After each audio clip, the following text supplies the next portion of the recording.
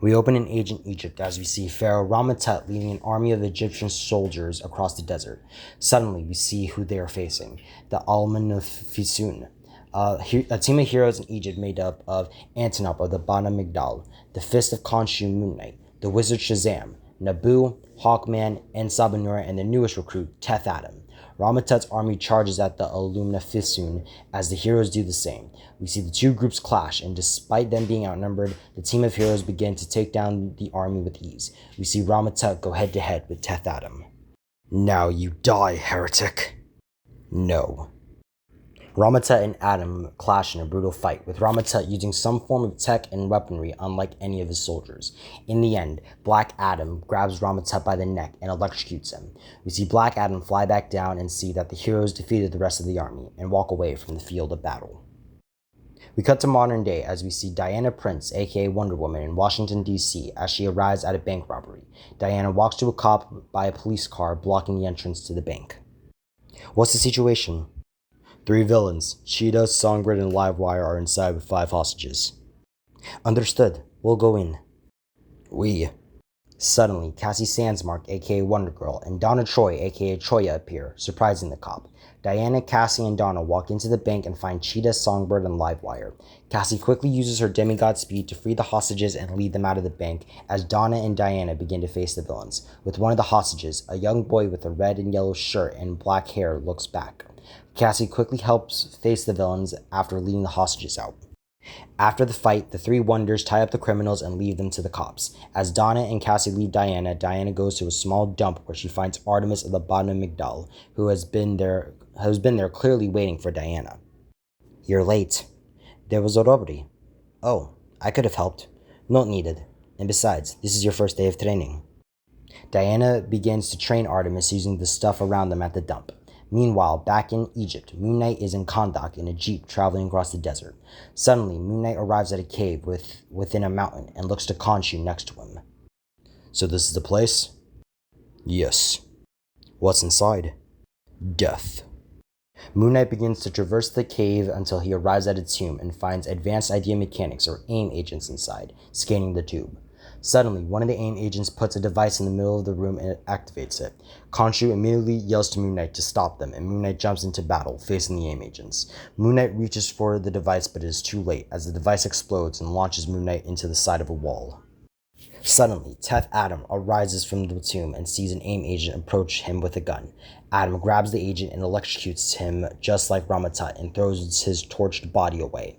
One by one, Adam easily takes down the agents until seeing Moon Knight. Khonshu tells Moon Knight to run, and Moon Knight begins to run for his life out of the cave. Moon Knight manages to escape, and Adam flies away, giving up on killing the Moon Knight. Back in Washington, Diana continues to train Artemis until suddenly Khonshu teleports himself and Moon Knight in front of them. Diana asks who he is, and Khonshu explains everything and tells her that they need her help to face a new threat to humanity. Diana accepts and says they will need Donna and Cassie, and Khonshu uses his magic to teleport Donna and Cassie to them. Okay, now tell us, what is happening? Very well. Hundreds of years ago, in ancient Egypt, champions of the oppressed and opponents of the oppressors formed together to face the evil of Egypt together. My Moon Knight of the time was a member, along with the Queen of the Bana Migdal, the Hawk, Antinop, Nabu, the Wizard Shazam, Hawkman, and a warrior known as En-Sabanur. After a few years, they gained a new member, the Champion of Gods, Teth Adam. He was a slave to the Pharaoh Rama-Tut, whose family was killed. The group saved him, and seeing his conviction to protect the innocent, the Wizard Shazam chose him to become his champion. With my help, the wizard gave Teth the powers of 6 gods within my Egyptian pantheon: the stamina of Shu, speed of Horus, the strength of Amun, wisdom of Thoth, and lightning of Aton.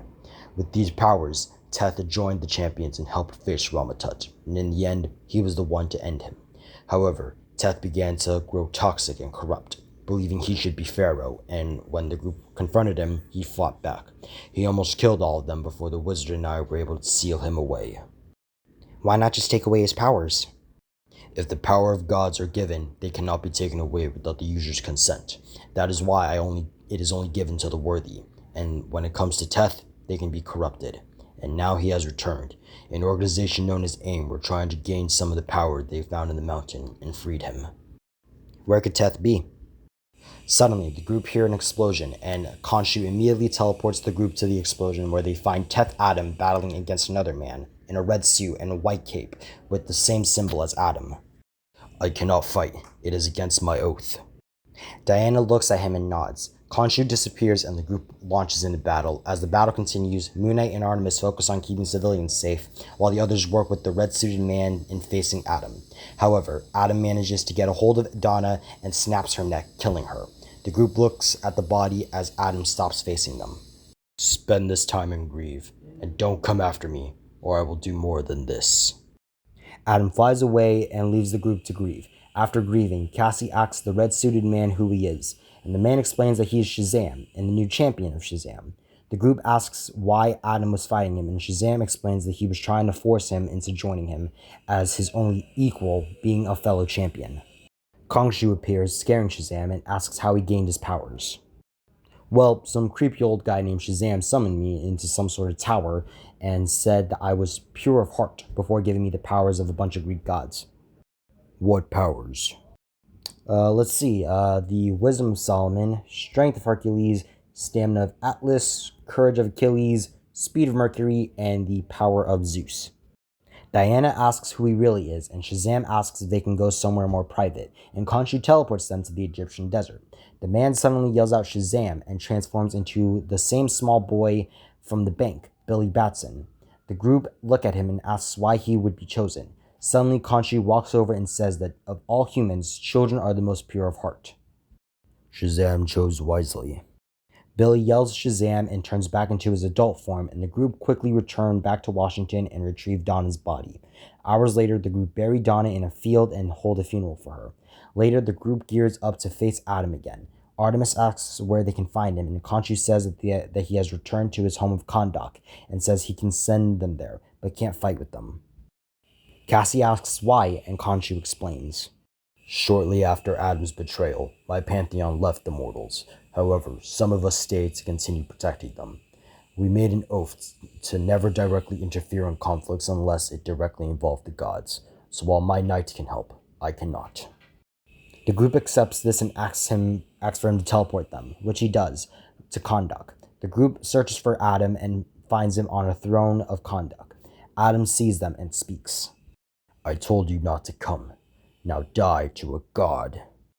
The group quickly launch into battle, and Adam begins to face all of them. At first calm and collected, but as the fight continues, Adam begins to get more savage and angry until he begins to glow full in lightning. The group stares at him. "Holy crap, he just went Super Saiyan!" The group continues to fight Adam until Cassie gets an idea. Cassie asks Shazam to launch his lightning at her and Diana, and Shazam does. Cassie uses the lightning to amplify the blast and blast it at Adam as Wonder Woman channels it into her sword and jumps and cuts Adam across the chest. "How the hell?" "My father is Zeus." Shazam just looks at her confused, while Diana looks at Adam. Adam looks back at her and proposes a deal. Allow him to protect his nation of Kahndaq and he will never leave, turning Kahndaq into his new tomb. Khonshu appears and accepts. Hours later, the group returns to America and Diana, Shazam, Cassie, and Artemis return to Washington as Moon Knight gets in a cab. Before Khonshu goes, he thanks Diana for her aid, and Diana accepts it. As Moon Knight is in the cab, Khonshu appears next to him. "So what now?" "Now we track down who sent AIM towards Adam's tomb." In New York, we see a man in an office in the headquarters of Advanced Idea Mechanics, Maxwell Lord, as we cut to black.